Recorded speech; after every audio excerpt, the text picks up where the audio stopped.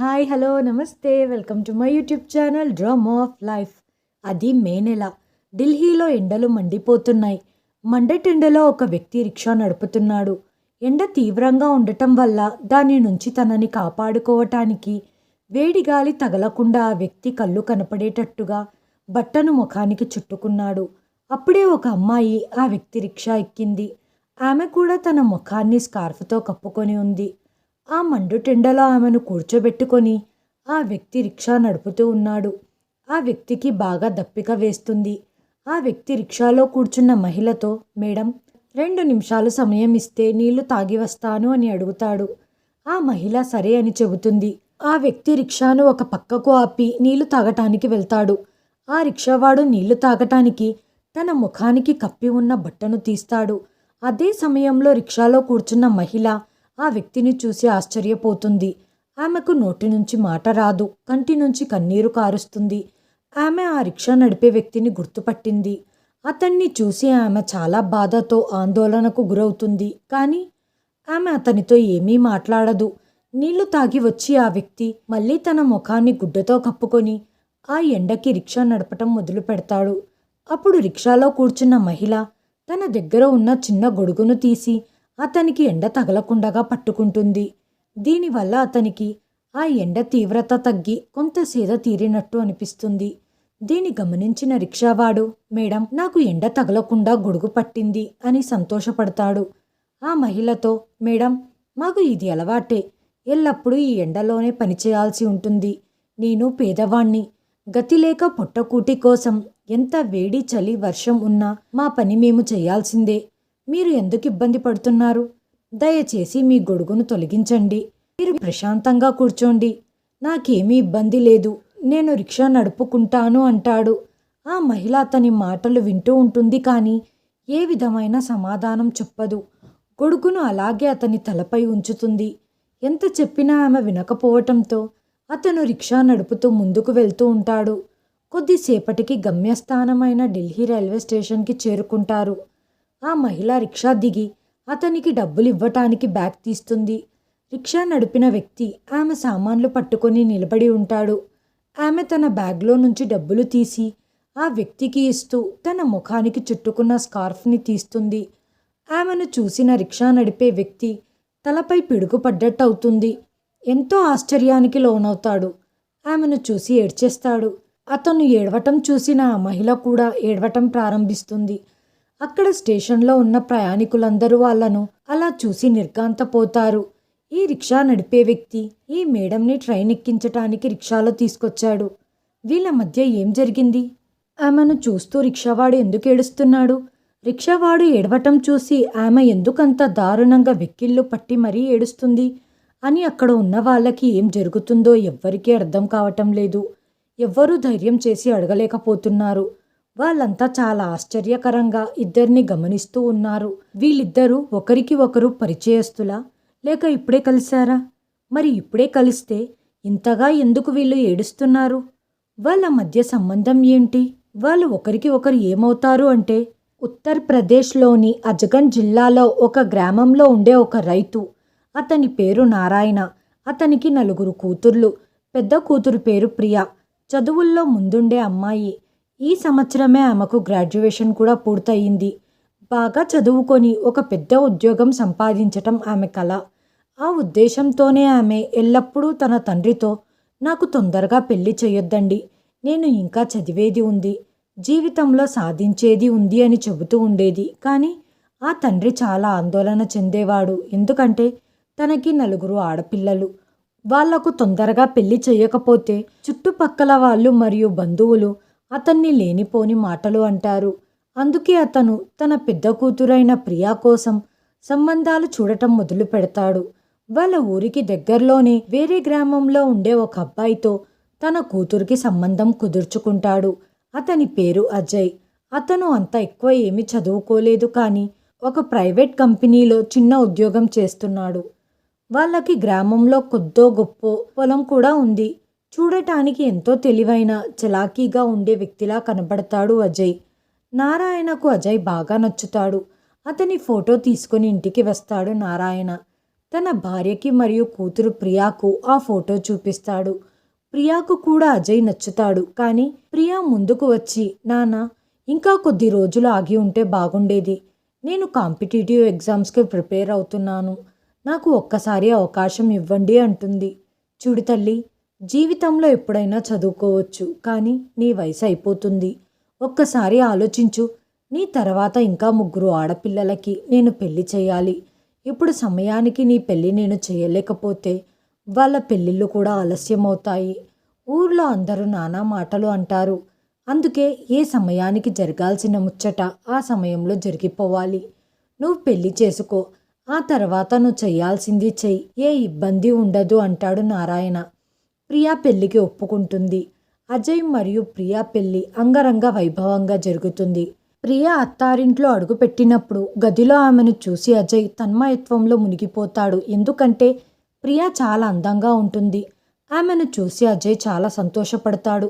నా భార్య ఎంత అందంగా ఉంది, నేనెంత అదృష్టవంతుణ్ణి అని లోపల మురిసిపోతాడు. ఇద్దరూ చాలా సంతోషంగా జీవితాన్ని మొదలు పెడతారు. అజయ్ తల్లిదండ్రులకు కూడా ప్రియా అంటే చాలా ఇష్టం. ఎల్లప్పుడూ ప్రియా యొక్క పనులను వాళ్ళే చేసేవాళ్ళు. తనని ఏ పని చేయనిచ్చేవారు కాదు. ఇంటి పని, వంట పని అంతా ప్రియా అత్తే చేసేది. ప్రియా, నువ్వు రెస్ట్ తీసుకో, భవిష్యత్తులో నువ్వు చేయాల్సింది ఉంటుంది, అప్పుడు చేద్దువు. కానీ ప్రస్తుతం మా ఆరోగ్యం బాగా ఉంది, మేము చేస్తాము అని అంటూ ఉండేవారు ఆమె అత్తగారు. కానీ ప్రియా సంస్కారవంతురాలు. తను పని తాను చేస్తూ ఉండేది. ఎల్లప్పుడూ అత్తయ్యకు సహాయం చేస్తూ ఉండేది. ఒకరోజు ప్రియా తన భర్తతో, ఏమండి, నేను కాంపిటేటివ్ ఎగ్జామ్స్కి ప్రిపేర్ అవ్వాలి అనుకుంటున్నాను. నేను ఇంకా బాగా చదివి ఒక పెద్ద ఆఫీసర్ అవ్వాలి అనుకోవటం నా కల అని అంటుంది. అజయ్ ఆనందంగా, సరే, నువ్వు చదవాలి అనుకుంటే చదువు, నీ కల నెరవేర్చుకో. నేనైతే ఎక్కువ చదవలేదు, ఇక చదవలేను కూడా. నా చదువుకు తగ్గట్టు నేను ప్రైవేట్ ఉద్యోగం చేస్తున్నాను. నువ్వు చదివి ఒక పెద్ద ఉద్యోగి అయితే మన కుటుంబానికి కూడా బాగుంటుంది. అజయ్ తన తల్లిదండ్రులకు కూడా ఈ విషయం చెప్తాడు. ఎంతో సంతోషమైన మాట చెప్పావు. అమ్మాయికి చదవాలనుంటే చదవమను, ఎలాగో ఇంట్లో పనులు మేము చేసుకోగలం అని వాళ్ళు కూడా ఆనందంగా ఒప్పుకుంటారు. మరుసటి రోజు అజయ్ తన భార్యను ఒక కోచింగ్ సెంటర్లో జాయిన్ చేస్తాడు. ప్రియా యూపీఎస్సీ ఎగ్జామ్స్కి ప్రిపేర్ అవ్వటం మొదలు పెడుతుంది. రోజు అజయ్ తన ఉద్యోగానికి వెళ్ళి సాయంత్రానికి ఇంటికి వస్తాడు. ప్రియా ఉదయాన్నే కోచింగ్ సెంటర్కి వెళ్ళి కోచింగ్ అయ్యాక స్టడీ రూమ్లో చదువుకొని సాయంత్రానికి ఇంటికి వస్తుంది. కొద్ది రోజులు అలా గడిచిపోతాయి. ప్రియా నడవడికలో మార్పు వచ్చినట్లు అజయ్ గుర్తిస్తాడు. కారణం, అజయ్ ఎన్నిసార్లు ఫోన్ చేసినా ప్రియా కాల్ బిజీగా రావటం. బిజీగా ఉండటానికి కారణం ఏంటంటే ప్రియా ఆన్లైన్ క్లాసులు అటెండ్ అవుతూ ఉంటుంది. అందుకే తన ఫోన్ ఎప్పుడూ బిజీగా ఉండేది. అంతేకాకుండా తనకు కోచింగ్ సెంటర్లో కొంతమంది స్నేహితులయ్యారు. వాళ్ళతో సబ్జెక్ట్ గురించి డిస్కషన్ జరుగుతూ ఉండేది. ప్రియా మనసు ఎప్పుడు చదువుపైనే ఉండేది. అజయ్ ఆమెకు ఫోన్ చేసినప్పుడు ఆమె కాల్ బిజీగా ఉండటం చూసి అతనికి ఏదో తప్పు జరుగుతుంది అనిపించింది.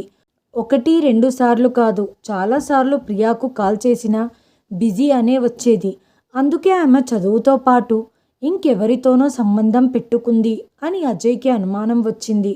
అందుకే అజయ్ ప్రియాని అడుగుతాడు, నేనెప్పుడు ఫోన్ చేసినా నీ ఫోన్ బిజీగా ఉంటుంది, నువ్వేం చేస్తుంటావు, ఎవరితో మాట్లాడుతుంటావు, వేరే ఎవరితోనో సంబంధం అయితే పెట్టుకోలేదు కదా? ఎందుకంటే నీలాగే చదువుకున్న అమ్మాయిలు చదువు మరియు ఉద్యోగం పేరు చెప్పి వేరే వ్యక్తులతో సంబంధం కొనసాగిస్తుంటారు. నువ్వేమైనా అలాంటి పొరపాటు చేస్తున్నావా అంటాడు. భర్త మాటలు విని ప్రియాకి దిమ్మ తిరిగిపోతుంది. చాలా ఆందోళనకు గురవుతుంది. నా భర్త ఇంత నీచంగా ఆలోచిస్తున్నాడా అని అనుకుంటూ, మీరు ఇలాంటి తప్పుడు భావాలను మీ మనసు నుంచి తీసేయండి. ఇలాంటి మాటలు ఇంకోసారి ఎప్పుడూ చెప్పొద్దండి. ఇలాంటి అపోహల వల్ల భార్యాభర్తల మధ్య సంబంధం బలహీనపడుతుంది. నేను ఒట్టేసి చెబుతున్నాను, మీరెక్కడికి రమ్మంటే అక్కడికి వస్తాను. ఏ గుడిలో ఒట్టేసి చెప్పమంటే చెప్తాను. నాకు ఎవ్వరితోనూ ఎలాంటి నీచమైన సంబంధం లేదు. నేను నా స్నేహితులతోనే కాక ఎవ్వరితో ఏం మాట్లాడినా కేవలం చదువు గురించే మాట్లాడుతాను.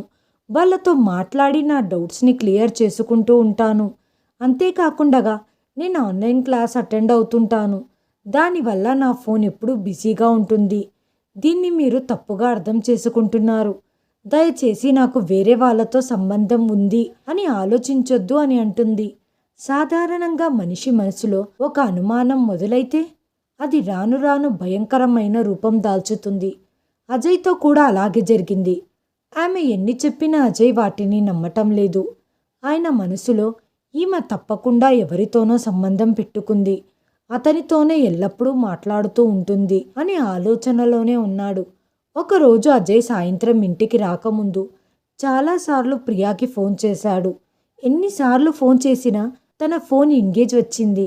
అజయ్ ఎంతో కోపంగా ఇంటికి వచ్చి, ఈ రోజంతా పూర్తిగా నీ ఫోన్ బిజీగా ఉంది, ఏం చేస్తున్నావు నువ్వు అసలు? నువ్వు తప్పకుండా నీ బాయ్ ఫ్రెండ్తో మాట్లాడుతున్నావు, నువ్వు నా వెనకాల నాటకం ఆడుతున్నావు, నువ్వు నీ బాయ్ ఫ్రెండ్తో శారీరక సంబంధాన్ని కూడా ఏర్పరచుకున్నావు, అందుకే అందంగా ముస్తాబై వెళ్తున్నావు అని లేనిపోని మాటలన్నీ మాట్లాడుతున్నాడు అజయ్. ఇవన్నీ విని ఒక్కసారిగా ప్రియాకి కోపం వచ్చేస్తుంది. నీతిగా నిజాయితీగా ఉండే ఆడపిల్లలు ఎవరైనా తమపై ఇలాంటి అభియోగాలు మోపితే అస్సలు సహించరు. ప్రియా విషయంలో కూడా అదే జరిగింది. ప్రియా కోపంగా తన భర్తకు ఎదురు మాట్లాడింది. నా తప్పేమీ లేకపోయినా మీరు నాపై అనవసరంగా అభియోగాలు వేస్తున్నారు అంటుంది. ఇద్దరి మధ్యన పెద్ద ఘర్షణ జరుగుతుంది. అజయ్ తల్లి తండ్రి వాళ్ళను సముదాయించటానికి చాలా ప్రయత్నం చేశారు, కానీ అదంతా విఫలమైంది. ఒకానొక సిచ్యువేషన్లో అజయ్ కోపంతో ప్రియా పైన చేయి చేసుకుంటాడు. ప్రియా కింద పడిపోతుంది. అత్తయ్య ప్రియాను లేపి మంచం మీద కూర్చోపెడుతుంది. ప్రియా చాలాసేపు ఏడుస్తూ అలాగే కూర్చుంటుంది. ప్రియా అత్తగారు మరియు మామగారు అజయ్ చేసింది సరికాదని వారిస్తారు. ప్రియా కోపంగా తండ్రికి ఫోన్ చేసి, నేనిక ఇలాంటి ఇంట్లో ఉండను, ఏ వ్యక్తి అయితే ప్రతి చిన్న విషయానికి నన్ను అనుమానిస్తున్నాడో అతనితో నేను కాపురం చెయ్యలేను.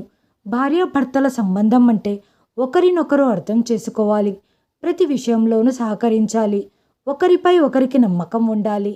నా భర్తకు నాపై నమ్మకం లేదు, అలాంటప్పుడు నేను అతనితో ఉండటమే వ్యర్థమైనది. ఇతను ఇక జీవితాంతం నాపై ఇలాంటి ఆరోపణలు చేస్తూ ఉంటాడు, ఎందుకంటే ఇతని మనసులో అనుమానపు బీజం మొదలయ్యింది.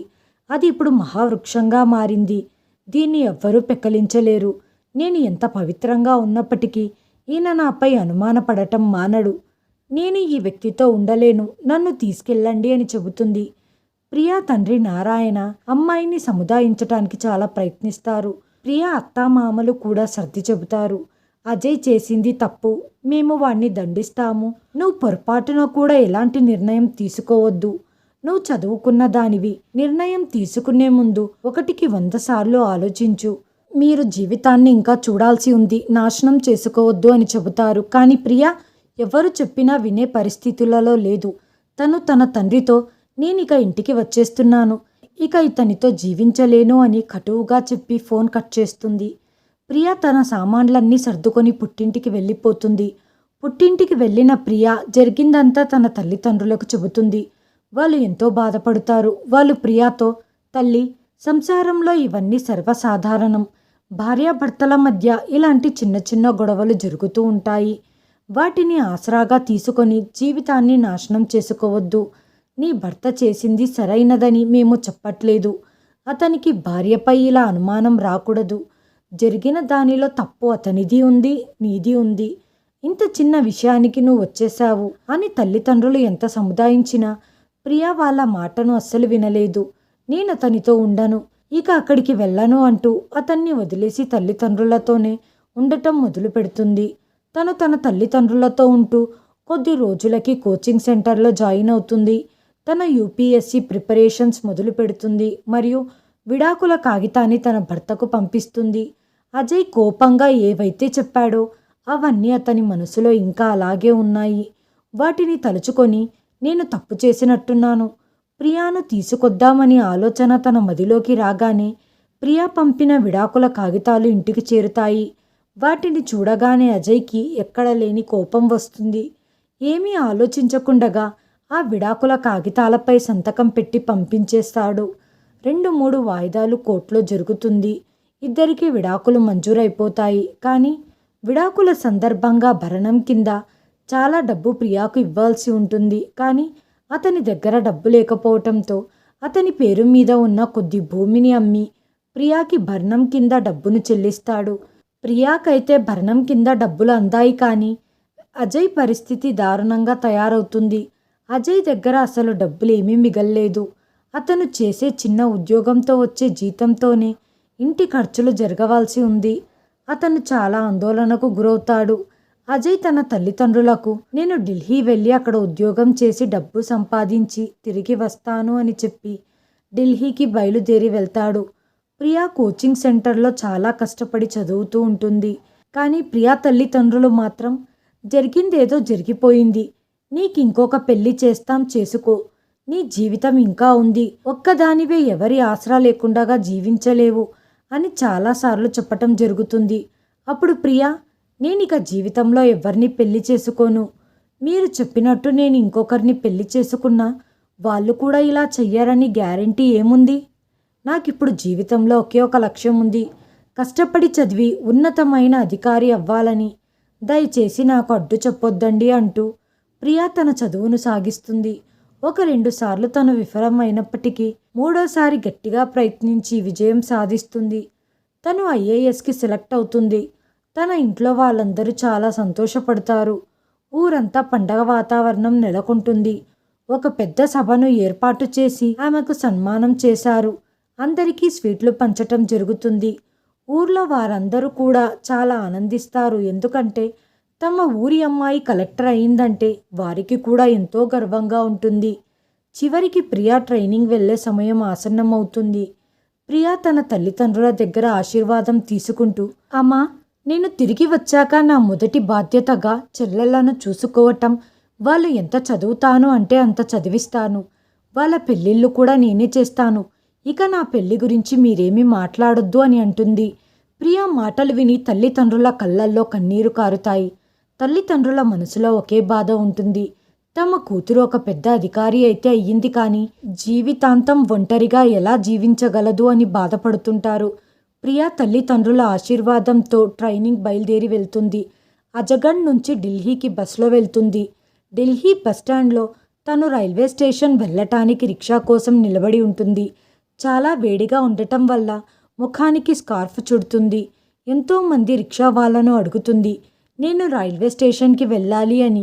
కానీ వాళ్ళందరూ వాళ్ళ ఇష్టం వచ్చినట్టు డబ్బులు అడుగుతుంటారు. కొంతమంది 500 కొంతమంది 400 ఇష్టం వచ్చినట్టు బేరాలు ఆడుతుంటారు. ఇంతలో ఒక రిక్షావాడు తన రిక్షాను తీసుకొని వచ్చి ఆమె ముందు నిలబడతాడు. బాగా ఎండ ఉండటం వల్ల వేడి సెగలు ముఖానికి తగలకుండగా ఆ వ్యక్తి తన ముఖం చుట్టూ గుడ్డను కప్పుకొని ఉంటాడు. మేడం, ఎక్కడికి వెళ్ళాలి మీరు అని అడుగుతాడు. రైల్వే స్టేషన్ వెళ్ళాలి అంటుంది ప్రియా. సరే, వచ్చి కూర్చోండి, నేను వదిలిపెడతాను అంటాడు రిక్షావాడు. లేదు, ముందు ఎంత అవుతుందో చెప్పండి. ఇంతసేపు వీళ్ళంతా చాలా ఎక్కువ డబ్బులు అడిగారు. వాళ్ళు అడిగినంత డబ్బు నేను ఇవ్వలేను, కాబట్టి నువ్వు చెప్పు ఎంత కావాలో అని అడుగుతుంది ప్రియా. మీ ఇష్టం, మీరు ఎంత ఇస్తారో అంత తీసుకుంటాను. నాకు ఉదయం నుంచి బోనీ అవ్వలేదు, మీదే ఫస్ట్ బోనీ, మీరెంత ఇస్తే అంత తీసుకుంటాను. రండి కూర్చోండి అంటాడు రిక్షావాడు. లేదు లేదు, అలా కాదు, ఎంత తీసుకుంటావో చెప్తే తప్ప నేను ఎక్కను అని కటువుగా చెప్తుంది ప్రియా. సరే మేడం, 100 రూపాయలు ఇవ్వండి చాలు అంటాడు. ప్రియా వెళ్ళటానికి సిద్ధమై రిక్షాలో ఎక్కి కూర్చుంటుంది. బాగా ఎండ కారణంగా అతనికి దప్పిక వేయటంతో ఆమె పర్మిషన్ తీసుకొని నీళ్లు తాగటానికి వెళ్ళిన అతడు తను చుట్టుకున్న గుడ్డను పక్కకు తీయగా అతనిని చూసిన ప్రియా ఆశ్చర్యపోతుంది. అజయ్ ఇక్కడున్నారేంటి? అది ఇలాంటి దుర్భరమైన పరిస్థితులలో నేను అస్సలు ఊహించలేకపోయాను. ఆయనకు ఒక మంచి ఉద్యోగం ఉండేది, స్థలం, ఇల్లు కూడా ఉండేది. మరి ఈయన రిక్షా ఎందుకు తొక్కుతున్నారు? కానీ తనేమీ మాట్లాడకుండగా మౌనంగా రిక్షాలోనే కూర్చొని ఉంటుంది. అజయ్ గుడ్డతో తన ముఖాన్ని కప్పుకొని రిక్షా తొక్కటం ప్రారంభిస్తాడు. అజయ్ని దగ్గరగా చూసి తన గుండె చప్పుడు పెరుగుతుంది. ఇంత ఎండలో వేడిని భరిస్తూ, ఇంత చెమటలు కక్కుతూ రిక్షా నడుపుతూ ఎంత కష్టపడుతున్నారనుకొని లోపల ఏడుస్తూ ఉంటుంది. తన దగ్గర ఉన్న చిన్న గొడుగును తీసి అజయ్ తలపై పెడుతుంది. అతను వద్దని ఎంత వారించినా ప్రియా వినదు. నా భర్త ఇక్కడి నుంచి ఎక్కడికి వచ్చేశాడు అని ఆలోచిస్తూ ఉండగానే రైల్వే స్టేషన్ చేరుకుంటారు. రైల్వే స్టేషన్లో డబ్బులు ఇస్తూ ప్రియా తన దుప్పటాను తీస్తుంది. ఆ క్షణంలో ప్రియాని చూసిన అజయ్ నిర్ఘాంతపోతాడు. ఇద్దరు ఒకరినొకరు చూసుకుంటారు. ఆశ్చర్యంగా ఆందోళనకు గురవుతారు. ఏం మాట్లాడాలో తెలియటం లేదు. ఇద్దరికీ నోటి నుంచి మాట రావటం లేదు. ఇద్దరు ఏడుస్తూ ఉంటారు. అక్కడ ఉన్న ప్రయాణికులంతా ఆశ్చర్యంగా చూస్తూ ఉంటారు. కొద్దిసేపటికి ప్రియా అజయ్తో, నేను వెళ్ళే ట్రైన్ రావటానికి ఇంకా సమయం ఉంది. మీరు కొద్దిసేపు నాతో కూర్చుంటే మీతో కొంచెం మాట్లాడాలి అంటుంది. ఇద్దరూ రైల్వే స్టేషన్లోకి వెళ్ళి ఒక బల్ల మీద కూర్చుంటారు. ప్రియా అజయ్ వైపు చూస్తుంది. అతని కళ్ళు కన్నీటితో నిండిపోయి ఉంటుంది. ప్రియా పరిస్థితి కూడా అలాగే ఉంది. అజయ్, నాకు అసలు అర్థం కావటం లేదు. మీకు ఒక మంచి ఉద్యోగం ఉంది, ఊర్లో ఇల్లు పొలాలు ఉన్నాయి, కానీ అన్నీ వదిలేసి మీరు ఇక్కడికి వచ్చి రిక్షా తొక్కుకుంటూ జీవనం కొనసాగించాల్సిన అవసరం ఏముంది అని అడుగుతుంది. అజయ్ ఆమె వైపు చూసి, ఇదంతా నీ వల్లే జరిగింది. నువ్వు విడాకుల కాగితాలు పంపించి ఉండకపోతే నేను ఈరోజు ఇలా రిక్షా నడిపేవాణ్ణి కాదు. విడాకుల భరణం కింద నీకు 20 లక్షలు ఇవ్వాలని జడ్జి గారు తీర్పునిచ్చారు. నా దగ్గర అంత డబ్బు లేదు. అందుకు ఉన్న ఇంటిని పొలాన్ని అమ్మి ఇంకా బయటి నుంచి అప్పు చేయవలసి వచ్చింది. ఆ డబ్బును మీ నాన్నగారికిచ్చాను. అక్కడ ఉండి అప్పుల బాధలు భరించలేక ఇక్కడికి వచ్చి ఇలా జీవిస్తున్నాను. నేను నా గురించి చెప్పేశాను. నీ గురించి చెప్పు. ఎలా ఉన్నావు అన్నాడు అజయ్. నేను యూపీఎస్సీకి ఎంపికయ్యాను, ఐఏఎస్నయ్యాను. ట్రైనింగ్కి చండీగఢ్ వెళ్తున్నాను అంటుంది. ఇది విని అజయ్ చాలా ఆనందపడతాడు, అలాగే కోప్పడతాడు కూడా. తన భార్యతో చూపును కూడా కలపలేకపోతాడు. చాలా మంచిది. నువ్వు అనుకున్న లక్ష్యాన్ని సాధించావు. చాలా పెద్ద ఉద్యోగం చేయబోతున్నావు. నీకు శుభాకాంక్షలు. కానీ నేను నీకు చాలా అన్యాయం చేశాను. దానికి నన్ను క్షమించు. అప్పుడు కూడా నీకు క్షమాపణలు చెప్పి మీ ఇంటి నుంచి తీసుకొద్దామని సిద్ధమయ్యాను. కానీ అప్పుడే నువ్వు సంతకం చేసి పంపిన విడాకుల పత్రాలు నా చేతికి రావటంతో కోపంగా వాటిపై సంతకం చేసి తిరిగి పంపాను. నేను ఆ సమయంలో ఎంతో ఈగోతో వ్యవహరించాను. మనిద్దరం చేసింది తప్పే. నీ వైపు కూడా తప్పుంది, కానీ అంతకంటే ఎక్కువ తప్పు నా వైపు ఉంది. ఎందుకంటే నేను నిన్ను అనవసరంగా అనుమానించాను. నువ్వు వెళ్ళిన తర్వాత నీ స్నేహితులు నన్ను కలిశారు. వాళ్ళతో మాట్లాడటం ద్వారా నీకు అలాంటి సంబంధం ఏమీ లేనట్టు తెలిసింది. నా మనసులో ఉండే తప్పుడు ఆలోచన వల్ల, మనం తీసుకున్న తప్పుడు నిర్ణయాల వల్ల ఈరోజు మన కుటుంబాలు దూరమయ్యాయి. నేను రోడ్డున పడ్డాను. జరిగిన దానికి నన్ను క్షమించు. ఇక ఇప్పుడు ఏమీ చేయలేము. నీ దారి నీది, నా దారి నాది. నువ్వు అనుకున్నట్టుగానే ఒక పెద్ద అధికారిగా మారగలిగావు. నేను రిక్షావాడిలా ఉండిపోతాను. ఇక నువ్వు వెళ్ళొచ్చు. నా ఆశీర్వాదాలు నీకెప్పుడూ ఉంటాయి. జీవితాంతం సుఖంగా ఉండు అంటాడు. ఈ మాటలు విని ప్రియా వెక్కి వెక్కి ఏడ్చసాగింది. ప్రియా అజయ్ని గట్టిగా కౌగిలించుకొని, నన్ను క్షమించండి. ఒక చిన్న విషయంపై గొడవపడి మీ ఇంటి నుంచి వచ్చేశాను. వెళ్లకుండా ఉండాల్సింది. అదే ఆవేశంలో విడాకుల కాగితాలు పంపించాను. అది నేను చేసిన పెద్ద తప్పు. దాని గురించి చాలా ఆలోచించాను, కానీ అప్పటికే మనకు విడాకులైపోయాయి. మీరు కూడా ఆ సమయంలో చాలా కోపంగా ఉన్నారు. అందుకే మనిద్దరి మధ్య ఉన్న సంబంధం తెగిపోయింది. తర్వాత మా అమ్మా నాన్న నన్ను చాలాసార్లు పెళ్లి చేసుకోమని బలవంతం పెట్టారు. అయినా నేను పెళ్లి చేసుకోలేదు. కష్టపడి చదివి ఈరోజు ఐఏఎస్ అయ్యాను. ప్రియా, నీ ట్రైన్ వచ్చేసింది. ఇక నువ్వు జాగ్రత్తగా వెళ్ళి ట్రైనింగ్ పూర్తి చేసుకో. ఇక నీ దారి నీది, నా దారి నాది. నేను నీకు తగిన వాడిని కాదు. నువ్వు ఎంతో ఎత్తులో ఉన్నావు, నేను అగాధంలో ఉన్నాను. మన ఇద్దరి కలయిక జరగదు. నేను చేసిన తప్పును క్షమించు అని ఏడ్చేస్తాడు. జరిగిన దాంట్లో నా తప్పు కూడా ఉంది కాబట్టి నన్ను ప్రాయశ్చిత్తం చేసుకొనివ్వండి అంటూ తన ఫోన్ నెంబర్ని అజయ్కి ఇస్తుంది. మీకు వీలున్నప్పుడు నాకు ఫోన్ చేస్తూ ఉండండి. తద్వారా ఏం చేయాలో మళ్ళీ కలిసినప్పుడు మాట్లాడుకుందాం. అజయ్ ఆమె ఫోన్ నెంబర్ తీసుకుంటాడు. ఆమె లగేజ్ని తీసుకొని ట్రైన్లో కూర్చోబెట్టి ఆమెను ట్రైనింగ్కి చండీగఢ్కి సాగనంపుతాడు. మరుసటి రోజు సాయంత్రం అజయ్ ప్రియాకి ఫోన్ చేస్తాడు. ఇద్దరి మధ్య మాటలు పెరుగుతాయి. అవి నిమిషాలు గంటలుగా మారిపోతాయి. వాళ్ళ పాత జ్ఞాపకాలు గుర్తు చేసుకొని తప్పొప్పులను ఎంచుకుంటూ ఇద్దరూ పశ్చాత్తాపపడుతుంటారు. ఇద్దరు ఒకరినొకరు ఇష్టపడటం జరుగుతుంది. అజయ్ అప్పుడప్పుడు చండీగఢ్ వెళ్ళి ప్రియాని కలిసి వస్తూ ఉండేవాడు. ఇద్దరు ఒకరి ప్రేమలో ఒకరు మునిగిపోయారు. ప్రియా ట్రైనింగ్ పూర్తయిన వెంటనే ఇద్దరు తమ తల్లిదండ్రులతో పెళ్లి చేసుకుంటామని చెబుతారు. ఇద్దరి ఇళ్లల్లో పెద్దలు ఆనందంగా వాళ్ళ పెళ్లిని ఒప్పుకుంటారు. ఒక గుడిలో వాళ్ళ పెళ్లి మళ్ళీ సాంప్రదాయబద్ధంగా జరుగుతుంది. రిజిస్టర్ మ్యారేజ్ కూడా చేసుకుంటారు. ప్రియాకి ఉత్తరప్రదేశ్లోని ఒక జిల్లాకి ఐఏఎస్గా పోస్టింగ్ వస్తుంది. తను తన తల్లిదండ్రులకిచ్చిన మాట ప్రకారం తన చెల్లెళ్లను చదివించి వాళ్లకు పెళ్లిళ్ళు చేస్తుంది. ప్రియాకి సొంతంగా ఒక బంగ్లా, కారు ప్రభుత్వంచే ఏర్పాటు చేయటం జరుగుతుంది. తన అత్తామామల్ని కూడా ప్రియా తనతో పాటు తీసుకెళ్తుంది. వాళ్లకు సేవలు చేస్తూ ఉంటుంది. అజయ్ బ్యాంకు నుండి లోన్ తీసుకొని ఒక బిజినెస్ని మొదలు పెడతాడు. 1 సంవత్సరంలోనే వాళ్లకు కొడుకు పుడతాడు. ఈ విధంగా ఇద్దరు కలిసి తమ తప్పులను గుర్తించి వాటిని మళ్ళీ చేయకుండగా వాళ్ళ జీవితాన్ని సంతోషంగా గడుపుతారు. ఫ్రెండ్స్, ఒకసారి భార్యాభర్తలు విడిపోయిన తర్వాత భార్యాభర్తలు మళ్ళీ కలిశారు. ఇది ఎంతో ఆశ్చర్యకరమైనది మరియు ఆలోచించదగినది. ఆ దేవుడు ఎవరితో ముడిపెడతాడో వాళ్ళే తమ జీవిత భాగస్వాములుగా తమ జీవితాన్ని చివరి వరకు కొనసాగించాలి. ఎన్ని గొడవలు జరిగినా, ఎన్ని అవాంతరాలు వచ్చినా ఆ జంట చివరి వరకు కలిసి ఉండాలి. ఆలోచించదగ్గ విషయం ఏంటంటే, మనం మన జీవితాలలో జరిగే చిన్న చిన్న గొడవలను కూడా పట్టించుకొని ఈగోలకు పోయి పచ్చనైన సంసారాలను నాశనం చేసుకుంటున్నాం. భార్యాభర్తల్లో ఓపిక, సర్దుబాటుతనం ఉండి ఒకరిపై ఒకరికి నమ్మకం ఉన్నట్లయితే ఈ ప్రపంచంలో ఏ శక్తి కూడా వాళ్ళను విడతీయలేదు.